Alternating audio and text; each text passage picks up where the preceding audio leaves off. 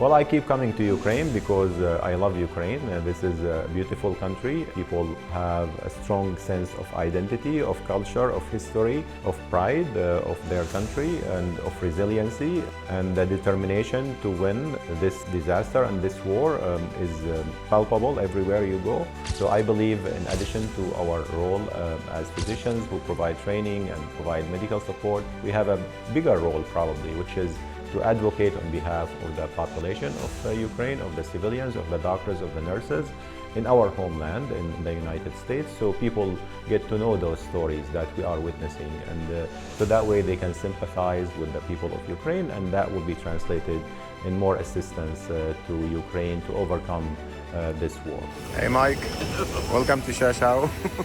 Thank you. My first time going to Ukraine, and I'm happy to be joining the medical mission with MedGlobal.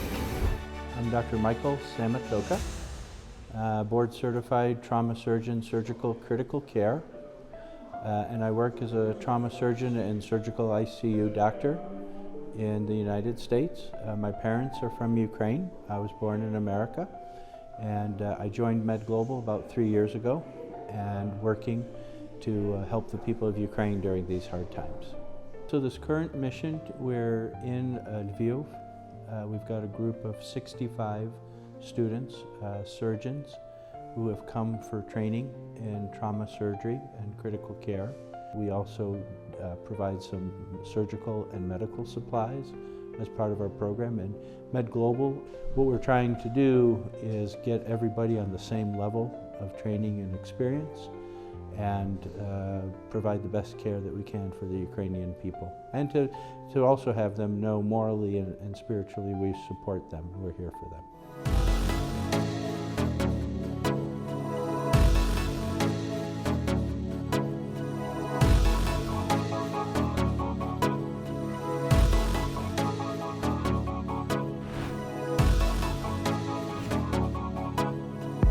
This is like World War I medicine. It's trench warfare. You're going across no man's land, but you've also got drones in the air around you. Evacuation times are long. These would, the cases that I have seen in Ukraine and the patients I've helped operate on are extremely challenging. You know, they would be challenging in the best of our medical systems in the States. The kind of problems they've got, infections, antibiotic resistance, the extremities, the bone loss, just everything is very, very difficult. And if I can make a difference with that, that's why I like to come. You know, we collect lots of medical equipment and bring it to Ukraine.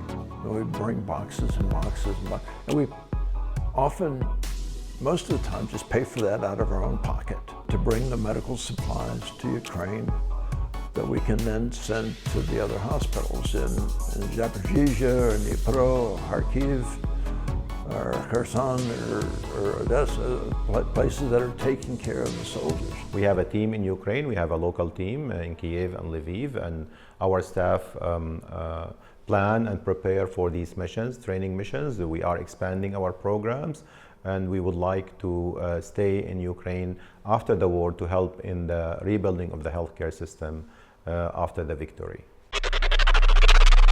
I think the most important thing in every country is not the money, it's not the land, it's the people.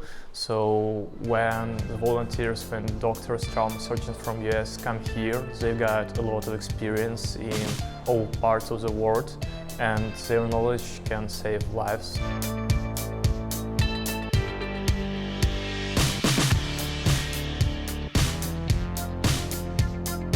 Our course covers all days of lecture in which we touch on the major topics in trauma surgery, mass casualties, properly triaging patients, the basics of trauma surgery care. And then the following day we go through an anatomy dissection using a pig model, and we basically go through the various organ injuries and what the best approaches are for treating those injuries and what the options are.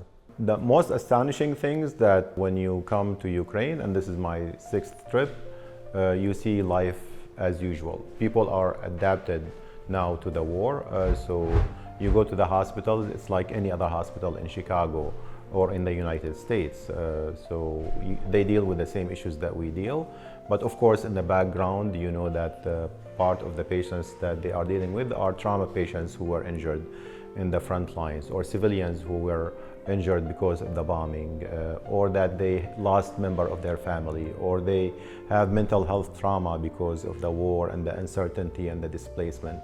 But they are quite resilient, they are quite educated. What I've noticed among Ukrainian doctors and surgeons and nurses, that they want to learn, and they are like a sponge. They absorb knowledge, and they come to these courses. And even though that this is the third year and after the war, that we still have large number of surgeons and doctors who come to these courses. It's very rare to have a country that has this whole energy of wanting to, maybe an energy of inspiration. Everyone is inspired to push further and forward and wanting to create and wanting to progress. Not like that in the US or the UK, it's not like that. People are very much set and comfortable in their ways.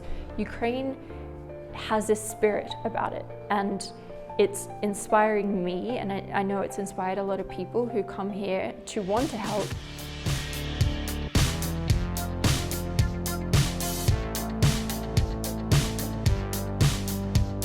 We're building a foundation of trauma surgery education in this country that Ukraine can use to grow the profession.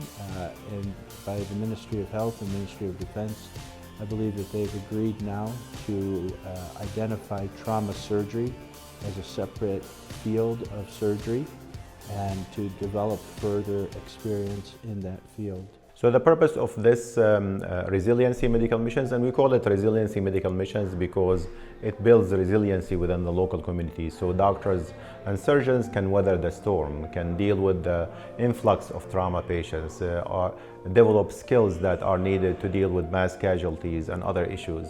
Some surgeons come here to operate and help out with the operations, but I think if we can train surgeons to do a better job at dealing with these severe injuries, in the long run, that'll be a broader improvement in the care for the trauma patients.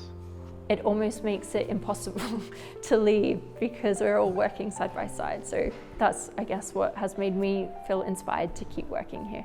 A good group of people that we pull together every time to come teach this. And the students who come every day come with an idea that they want to learn as much as they can. And so even though the days are long, I think people are fairly glad that they came to this course and walk away having picked up some new skills, some new ideas, and some link to an outside world that knows that they're here, they're working hard, and that we do care about them and what's happening here. It's a lot of opportunity for us, and it's exciting because we have some information from them. We have opportunity to learn from them and succeed in our profession. Our organization was one of the very first to put boots on the ground to assess the situation. We've set up several programs with trauma surgery, nursing training, psychiatric care. We've trained more than 4,000 doctors and nurses and medics from 18 oblasts in Ukraine, from more than 100 different hospitals. And these trainings are quite diverse. And the purpose of these trainings is to provide resiliency to the local healthcare providers and the nurses and the medics, so they can deal with a war situation, with the influx of large trauma patients, with mass casualties, with wound care, with amputations, with infections, and all of the issues that comes with war and disasters. So this is one of the medical missions that we are leading. The whole gamut, so to speak, on providing assistance to Ukraine, and we've made it very clear that we're here for the long term. We'll be here 5 years, 10 years, 20 years down the road, providing assistance as needed. So one of the key reasons why I've worked directly with the hospital union here in Lviv, they reached out and said, we really need help working with infections. So through my project management skills in the past, my Master of Disaster Medicine and my postgraduate qualifications in clinical redesign, I was able to bring those skills to the hospital, and we were able to come together and form like an infectious disease department with epidemiologists, microbiologists, clinical pharmacists, infectious disease doctors, and we were able to work directly with the war-wounded patients to help better treat their infections, to get them from their acute state through to rehabilitation a lot faster. We also provide sustainable medical programs that are helpful to the local community based on the priorities of the local communities. I first came to Lviv and worked at the St. Panteleimon Hospital and St. Luke's Hospital, part of the First Lviv Medical Union. And later made contacts with academic professors of anesthesia at the universities in Dnipro and Zaporizhia, and I visited hospitals all over Ukraine, mainly teaching anesthesiologists ultrasonography, point-of-care ultrasonography, but also giving lectures about blood transfusion, about whole blood, damage control, resuscitation, and other subjects relevant to taking care of war-injured patients. So the training that I have mainly done is ultrasound training, which is a diagnostic method. So it's teaching them how to make a diagnosis.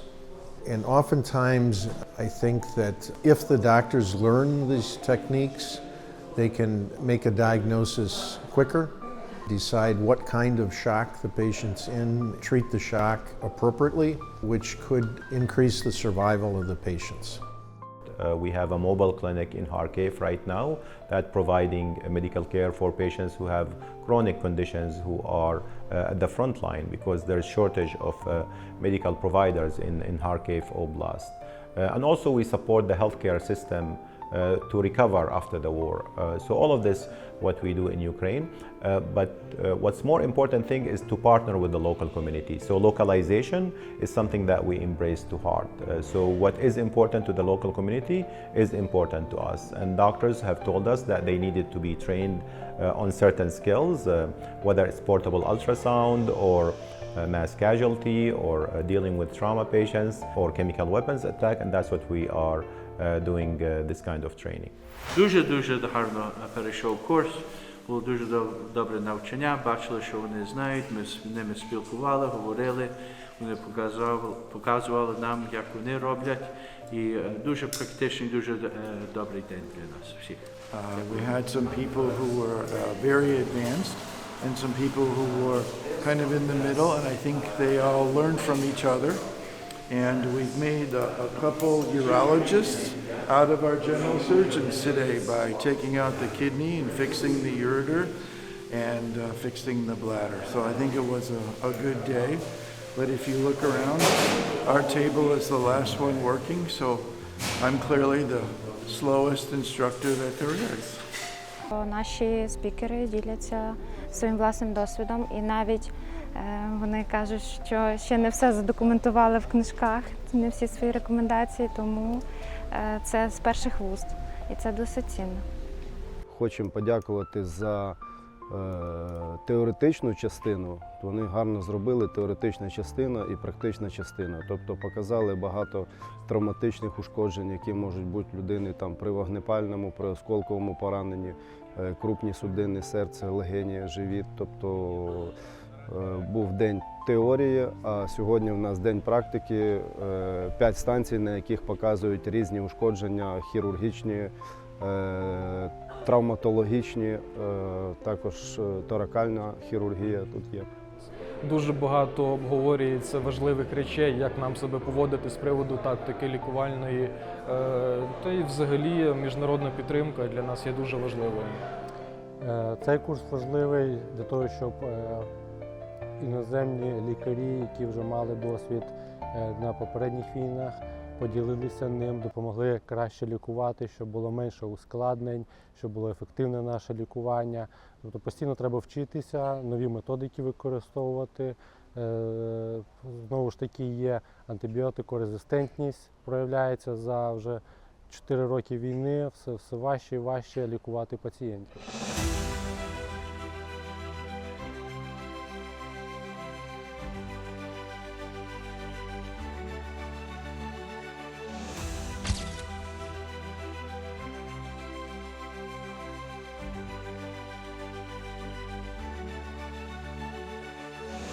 You can donate to MedGlobal at www.medglobal.org to Ukraine and other programs, and your donation will be translated into saving lives.